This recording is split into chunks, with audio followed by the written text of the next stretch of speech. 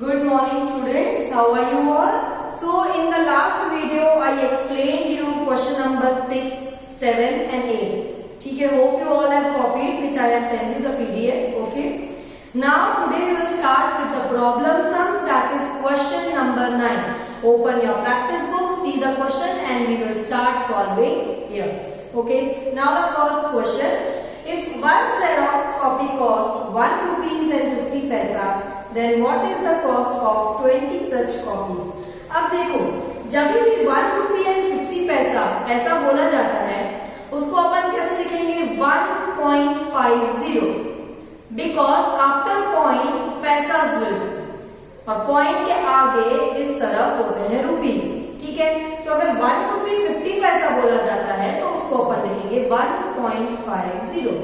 ठीक है, और अभी एक का दिया हुआ है, 20 का पूछ रहा है, तो this is same like 6th question only कि एक का पूछा है और दूसरे ज्यादा नंबर का फाइंड करना है, सो वी विल मल्टीप्लाई. फिर क्या पूछ रहा है? Mitali pays the bill by giving 2 currency note. जो भी आंसर आया वो 2 नोट देती है, तो कौन सी 2 नोट देती है? Let's solve the sum. This is part 5th. Okay, cost of 1 copy is given 1 rupee and 50 paisa. ठीक है, तो 20 कॉपीज का कितना आप देख सकते हो. फिर से अपने को यहाँ पे पता पड़ जाएगा कि क्रॉस मल्टीप्लाई कैसे. नंबर के सामने नंबर, 1 के सामने क्वेश्चन मार्क, तो 1 आता है डिवाइड में, यानी ये दोनों चीज मल्टीप्लाई होगी. 1.20 into 1.50. 1.50 कहां से आया? 1 रुपी 50 पैसा. 1 रुपी 50 पैसा को 1.50 बोलेंगे. रुपीस के बाद एक डॉट पॉइंट लगा दिया जाएगा. ठीक है, मल्टीप्लाई करेंगे. हमेशा ध्यान रखना ये 20 का 0 और 1.50 का ये वाला 0 ये हम मल्टीप्लाई नहीं करेंगे. रफ में अपन नॉर्मल मल्टीप्लाई करेंगे, फिर पीछे उसके जीरोस डाल देंगे. ठीक है, तो ये 1.5 into 2, तो 5 2 जा 10, 2 1 जा 2 प्लस 1 3 आया 30. 30 के पीछे पहले 2 0 लगा दो, लगा दिए 30,000. अब पॉइंट कैसे लगाते हैं? क्योंकि पॉइंट में क्वेश्चन है तो आंसर भी पॉइंट में ही आएगा. जब 2 डिजिट के बाद पॉइंट है, आप देख सकते हो 1s 10s और ये 100s. ठीक है, तो 1s और 10s के बाद पॉइंट है, यानी इधर से काउंट करने का 2 नंबर के बाद पॉइंट है 2 डिजिट के बाद, तो अपन को भी आंसर में पीछे से 2 डिजिट के बाद पॉइंट लगाने का. पहले तो पीछे 2 0 डाल दिए जो जरूरी है. ठीक है, क्योंकि अपन को मल्टीप्लाई में लिए नहीं थे. उसके बाद 2 के बाद पॉइंट, तो ये 3000 के पीछे 2 के बाद पॉइंट, यानी 30 रुपीज 0.00 पैसा. 00 पैसा मतलब कुछ नहीं, मतलब आंसर क्या है? 30 rupees. So the cost of 20 copy is 30 rupees. अब मिताली ने 2 नोट दिए, तो 30 रुपीज में इसने एक 20 का नोट दिया होगा और एक 10 का दिया होगा. अब वो 10 के भी दे सकती थी, 10 10 10, पर उसको 3 नोट देने पड़ते 10 के, तो 10 + 10 + 10 तब जाकर 30 होगा. तो यहाँ पे वो 2 नोट ही दे रही है, तो 2 नोट का ऐसा ही होगा, एक 20 का होगा और एक 10 का होगा, तो हो गए 30 रुपीज. आया समझ में? ठीक है. Now next question. 5 friends from Mehsana were going to their village by bus. ठीक है, the ticket fare for the village is 16 रुपये and 50 पैसा, यानी 16.50. ये उसके बस का टिकट है और they gave 100 rupees note. So how much money will the conductor pay back? हमें वापस कितने मिलेंगे? टिकट थी 16.50 की और मैंने 100 रुपीज पे किए कंडक्टर को, तो मुझे वापस कितने मिलेंगे? जब हमें ये ढूंढना है कि हमें वापस कितने मिलेंगे, तो हम क्या करेंगे? माइनस. ठीक है, पे बैक कितने हुए, लेफ्ट कितने बचे, किसी का कंपैरिजन पूछा जाता है तो हम करते हैं माइनस. ठीक है, यहां ध्यान देना. ठीक है, प्राइस ऑफ टिकट. टिकट की प्राइस कितनी है? 16.5. पहले तो 5 फ्रेंड्स. ठीक है, एक टिकट का पता है 16.5, तो पहले तो 5 फ्रेंड्स का बोल ही रहे हैं, तो पहले 5 फ्रेंड्स का फाइंड कर दो. ठीक है, तो 16.1 का 16.5 है, तो 5 टिकट का कितना? नंबर के सामने नंबर, फिर से मल्टीप्लाई होगा 16.5 into 5. पॉइंट को छोड़ दो, 165 into 5 करो. 5 5 जा 25, 5 6 जा 30 प्लस 2 32, 5 1 जा 5 प्लस 3 8 825 आया. अब एक डिजिट के बाद ही पॉइंट है, यहाँ पे आप देख सकते हो एक ही डिजिट के बाद पॉइंट है, तो हम भी आंसर में एक ही पहले देख लो जीरो तो पहले पीछे डालना पड़ेगा, यानी 8250 हुआ, ठीक है। फिर 16.5 है, ठीक है, तो 16.50 यानी पॉइंट के बाद 2 डिजिट है। यहाँ पे मैंने 0 नहीं डाला है, पर यहाँ पे अपन ने डाला क्योंकि अपन को यहाँ पे लेना नहीं है। यहाँ पे देखो क्वेश्चन में हमेशा क्वेश्चन वाला देखना, क्वेश्चन में कितने के बाद पॉइंट है, 2 के बाद पॉइंट है, तो आंसर में पहले तो एक पीछे 0 डाल दिया जो जरूरी है, और 2 के बाद पीछे से डॉट डाल दिया, यानी 82.50 5 फ्रेंड्स का टोटल होगा। अब मुझे वापस कितने मिले, क्योंकि 100 में से मेरा टोटल होगा 82.5, मैंने 5 फ्रेंड्स के पैसे पे किए, तो मैं 100 में से 82.5 को माइनस करूंगी। अब देखो ये 100 रुपीज है, तो उसको रुपीज के नीचे ही रुपीज रखना, 0.00 डाल दो, क्योंकि यहाँ पे 0.50 है, यहाँ पे है, तो यहाँ पे भी 0.00 डाल दो, क्योंकि जब भी अपन लिखते हैं तो पीछे से स्टार्ट करते हैं, तो पीछे से रुपीज से स्टार्ट करना, ठीक है। यहाँ पे पैसे से, तो यहाँ पे 0.00 डाल देना, क्योंकि इसमें भी दिया हुआ है, और 100.00 डालोगे मतलब 100 रुपीज ही होता है, ठीक है।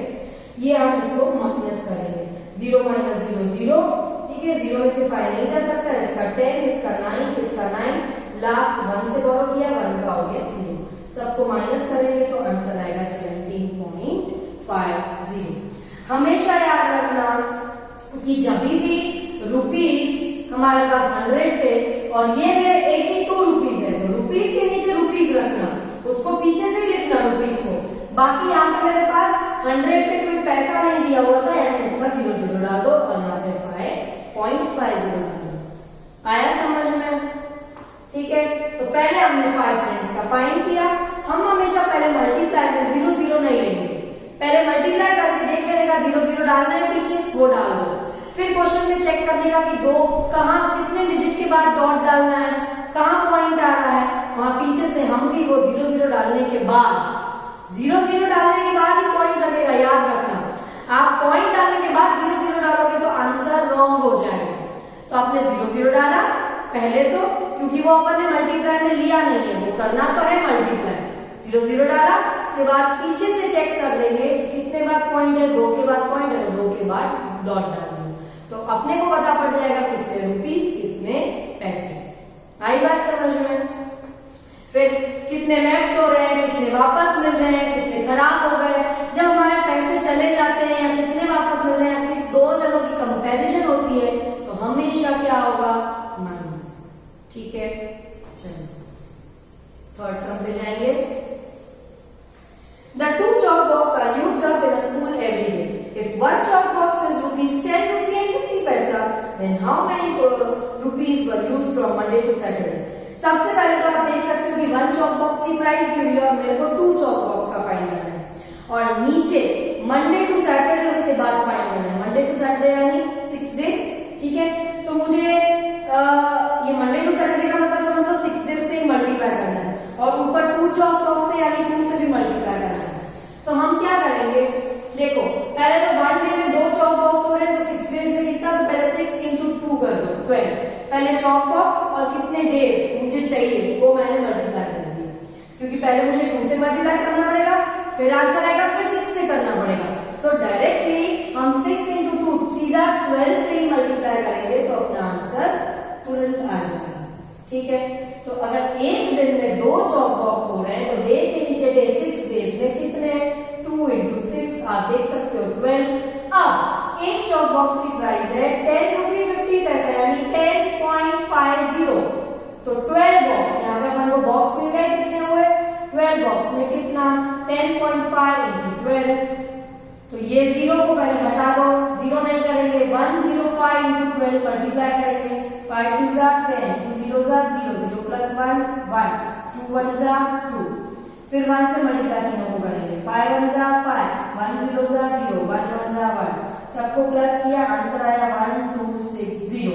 ऑलरेडी एक 0 आंसर में है, पर हमें एक 0 और लगाना ही है पीछे, तो 12600, दैट इज 12,600 आया। अब पॉइंट लगाएंगे, कितने के बाद, 2 के बाद पॉइंट है, तो पीछे से 2 के बाद पॉइंट, यानी आंसर आया 126 chalk box वर यूज। पहले जीरो आ रहे फिर पॉइंट डालो।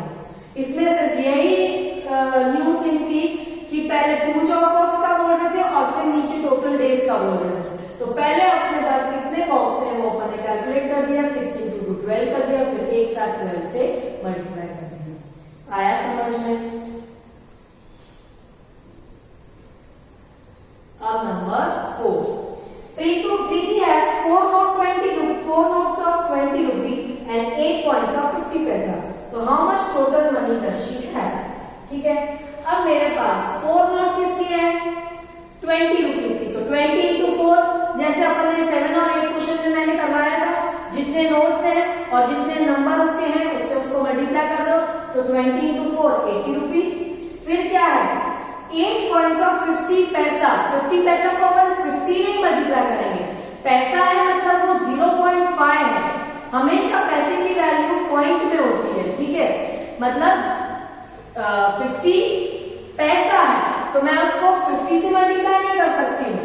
0.50, 50 पैसे का मतलब है 0.50, ठीक है? अगर मैं 50 डालूंगी तो 50 रुपीस हो जाएगा, ठीक है? तो ये नहीं होना चाहिए। 0.50 को कितने कॉइन्स है 50 पैसा के? 8 से मल्टीप्लाई करें। अब आप देखो कैसे करना है। 0 को छोड़ दो, ठीक है? 5 8 कितना होता है? 40, एक 0 पीछे लग गया, आया 400। 5 8 40 और 0 पीछे लगा। अब कितने के बाद पॉइंट है? 2 के बाद पॉइंट है, तो 400 में 2 के बाद पॉइंट लगाया तो आया 4 रुपीस। आया समझ में? तो बोलता है कि टोटल कितने पैसे हुए? तो आगे वाले के 80, इसके 4, 80 + 4 टोटल 84 रुपीस। ये बिल्कुल 7 और 8 सम की तरह ही था जो अपन ने आगे किया है। जितने कॉइन दिए गए हैं उसको उससे मल्टीप्लाई करना है। याद रखना है जब 50 पैसा बोल रहा है तो 50 पैसा में इंटू 50 नहीं करना है, 0.50 मल्टीप्लाई करना है। ये चीज इंपॉर्टेंट थी, ठीक है? Next sum number 5, Manju has 208 rupees and out of that she purchased hand gloves खरीदे, 82 रुपये 50 पैसा का हैंडकरचीफ खरीदा। तो how much money is left with her? Left आया है यानी माइनस करना है। अब पहले जो दो चीजें हैं जो खरीदारी की है उसको प्लस करेंगे और फिर उसके बाद जितने थे उसमें से वो माइनस हो जाएगा। ये अपन तो बचपन में भी ऐसे सम्स कर चुके हैं कि मैंने आज एक पेन खरीदी, एक चौक खरीदी, तो जो मैंने खरीदा उसको मैंने प्लस किया, फिर कितने पैसे मुझे वापस मिलेंगे? अब मेरे पास कितने बाकी रहे? तो मेरे पास जितने थे उसमें से जितना मैंने सामान खरीदा उसमें से माइनस हो। आया समझ में? तो हम फिर सब करेंगे। पहले ग्लव्स लिए 82.5 के, हैंडकरचीफ लिया 22.5, दोनों चीजें खरीदी तो दोनों को प्लस किया, आया 105.00, 105 रुपए हुए। मंजू बहन के पास कितने पैसे थे? 208 में से कितना अपना पास खर्चा हुआ? 105। लेफ्ट के लिए क्या करना पड़ेगा? माइनस। 8 में से 5 गया, 3 0 -0 0 2 -1 1। मंजू बहन के पास 103 रुपीस बचे। जितना पहले हमने सामान खरीदा या जितना अपने पास पड़ा है उनको ऐड कर देने का, फिर सबसे पहले जितना पहले से ही था उसमें से उसको माइनस कर देंगे, ठीक है? 6 सम।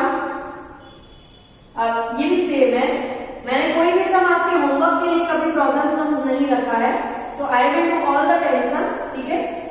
Now Heena purchase shoes worth 450 rupees. पहले वो शूज खरीद रही है, फिर वो रिबन खरीद रही है 17 रुपीस 50 पैसा का, और उसने 500 का नोट दिया शॉपकीपर को। तो अब how much she will receive back? वापस कितना मिलेगा? तो पहले तो जो उसने दो सामान खरीदा उसको प्लस करो, फिर 500 का नोट दिया मतलब 500 में से माइनस हो, ठीक है? शूज के पैसे 450, रिबन के पैसे 17.5। ध्यान रखना 450 रुपीस था तो 17 रुपीस के नीचे रुपीस आएगा, यहाँ पे कोई पैसे नहीं थे 450 में, तो 0.00 डाल के 0.50 पैसे का पैसों के नीचे ही रखना है। पॉइंट के इस तरफ वाला पैसा है तो पैसे के नीचे पैसा ही रखना और रुपीस के नीचे रुपीस रखना। फिर ऐसा नहीं 17 को 1 से चालू कर दिया, रुपीस को पीछे से ही लिखना स्टार्ट करना, लेकिन वहां से पीछे से नहीं कर सकते हो क्योंकि वो क्या है? पैसा। आया समझ में? पैसा का नीचे पैसा रखोगे, इधर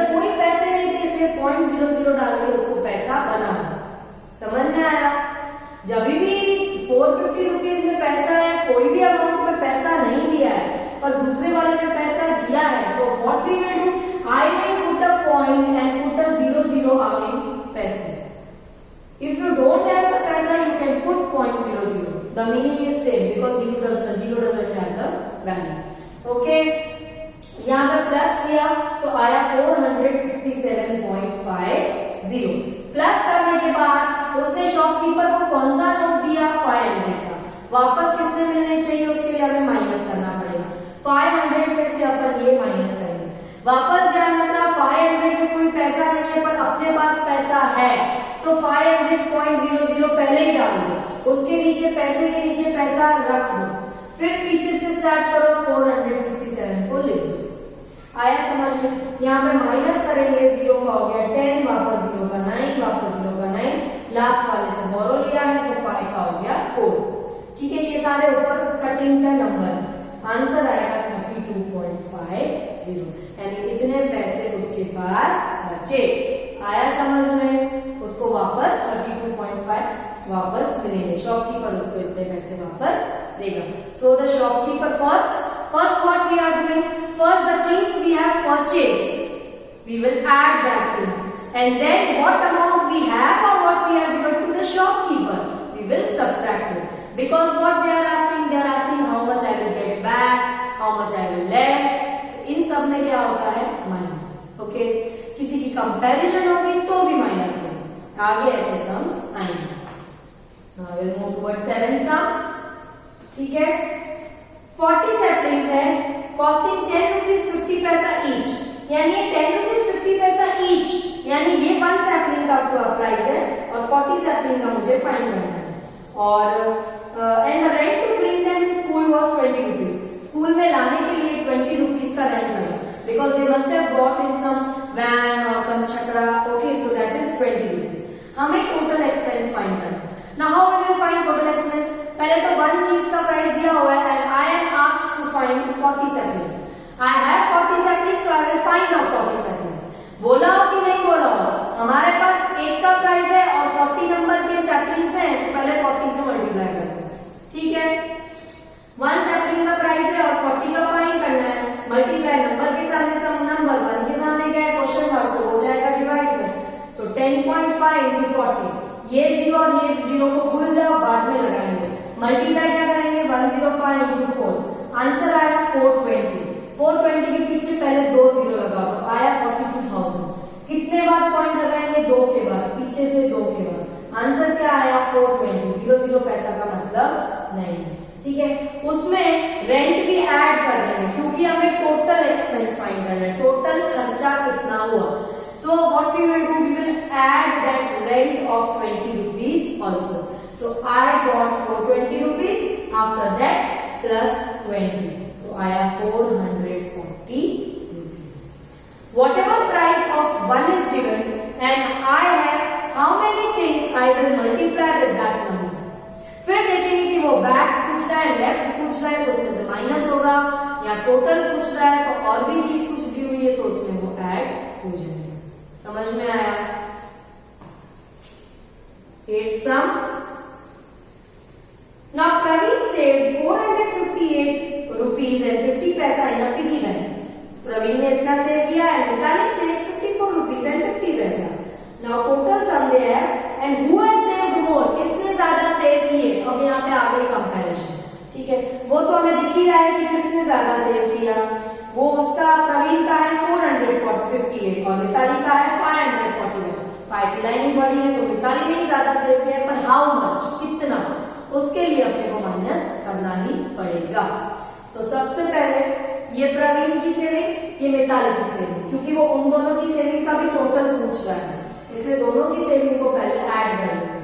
तो आया 1000.10 रुपीज एंड 10 पैसा।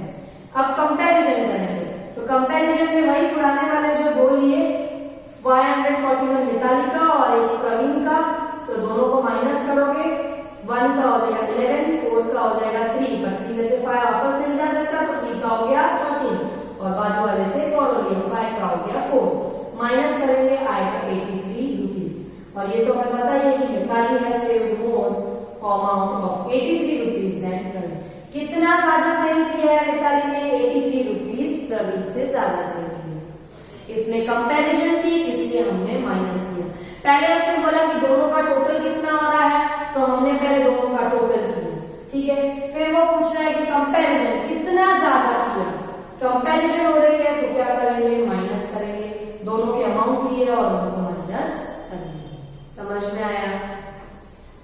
9th sum, cost of 1 kg plastic. अब पहले 9th सम पढ़ लेते हैं। Ashwin sells 40 kg plastic for 15 rupees and 50 paisa पर केजी। पर केजी एक का दिया हुआ है और मेरे पास 40 kg है, तो मेरे को पहले 40 से सीधा मल्टीप्लाई करना है। ठीक है, बहुत ही इजी है ये तो। 1 kg सब में यही करते हैं, 1 kg का भाव दिया हुआ है, 40 kg का फाइंड करना है और आगे कुछ भी नहीं बोल रहा है। हाउ मच टोटल मनी बोल रहा है, टोटल में कुछ ऐड करने को भी एक्स्ट्रा नहीं है, लेफ्ट या बैक नहीं है तो माइनस भी नहीं होगा, तो खाली 15.50 इंटू 40 करेंगे। याद रखना ये दो जीरो को मल्टीप्लाई नहीं करेंगे, 155 इंटू 4 करेंगे, आया 620, पीछे दो जीरो ऐड कर दो 62,000, पॉइंट लगाएंगे। कब? पीछे से दो के बाद पॉइंट है, हम भी पीछे से दो के बाद पॉइंट लगाएंगे। आंसर आया 620 रुपीज। तो अश्विन भाई अर्न 620 रुपीज। ठीक है, last sum of this question, Rohit भाई earns 205 rupees per day from 1 rickshaw. एक रिक्शा से वो इतना कमा रहा है 205। How much money will he earn from 2 such rickshaws for 2 days. 2 rickshaw है और 2 दिन है। ठीक है, तो टोटल 2 इंटू 2 4 भी डायरेक्ट मल्टीप्लाई कर सकते हैं और अलग अलग भी कर सकते हैं। ठीक है, तो पहले 1 रिक्शा का प्राइस 205 है, तो 2 रिक्शा का कितना, तो 205 इंटू 2 तो 410। फिर 2 दिन का फाइंड करना है और 2 दिन का, ये 2 रिक्शा की और 2 दिन का, ज्यादा नंबर का कुछ वो फाइंड करने के लिए बोल रहा है, तो what we will do, we will multiply. तो जो आंसर था 2 रिक्शा का 410 इंटू 2 कर लिया तो आएगा 820। इसका मल्टीप्लाई आप साइड में कर सकते हो, रफ में 41 इंटू 2 कर दोगे तो आपको यहाँ आंसर आ जाएगा। अगर आप बोलो तो मैं आपको यहाँ पे करके बता सकती हूँ। देखो ये 41, ये इंटू 2, ठीक है, 2 1 जा 2, 4 2 जा 8, 0 पीछे यहाँ पे ऐड हो जाएगा, यहाँ पे ऐड, यहाँ पे भी कैसे मल्टीप्लाई किया 205 इंटू 2, तो यहाँ देख सकते हो 205 इंटू 2, 5 2 जा 10 हुआ, 2 0 जा 0, 0 प्लस 1 1, 2 2 जा 4, आया 410। तो ये यहाँ पे 4, ऐसे आप साइड में मल्टीप्लाई कर, हर जगह साइड में नहीं करना है, यहाँ तो मार्जिन होती है, यहाँ तो मैम ने ऐसे किया है। हमेशा आप राइट साइड का रफ कॉलम बना के हमेशा राइट साइड में ही रफ वर्क करोगे। ठीक है, इसको तो आप सामने अंदर बीच में भी कर सकते हो, कोई प्रॉब्लम नहीं। ठीक है,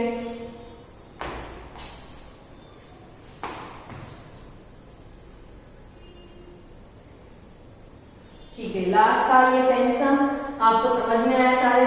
सारे सम को वापस एक बार ध्यान से वीडियो को 2 से 3 बार देखना। I will send you the PDF file, आप उसको ध्यान से कॉपी करना। हमें ये ध्यान रखना है रुपीस के नीचे रुपीस रखना है। कोई रुपीस में अगर पैसे नहीं दिए हुए हैं और दूसरे नंबर में है तो उसमें 0.00 करके पैसा डाल दें। दूसरी इंपॉर्टेंट थिंग, मल्टीप्लाई करने में 0 नहीं लेते हैं, पहले नॉर्मल मल्टीप्लाई कर दो, बाद में उसके पीछे जितने 0 हैं दोनों नंबर में वो 0 डालो और फिर पॉइंट डालो पीछे से। समझ में आया? तो ही आपका आंसर सही जाएगा मेरी तरह, क्योंकि जब हम 0 0 मल्टीप्लाई करने जाते हैं तो 0 0 में कंफ्यूज होते हैं, फिर वो 0 रह जाता है। रह नहीं जाना चाहिए, हमेशा 2 चीज मल्टीप्लाई करने के बाद 2 चीज ध्यान रखना, पहले 0 डालो फिर पॉइंट डालो।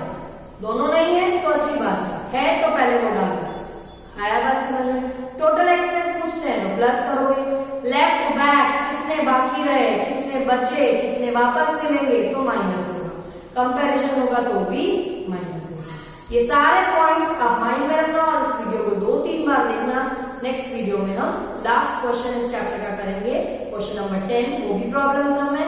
Till then complete your work. Thank you.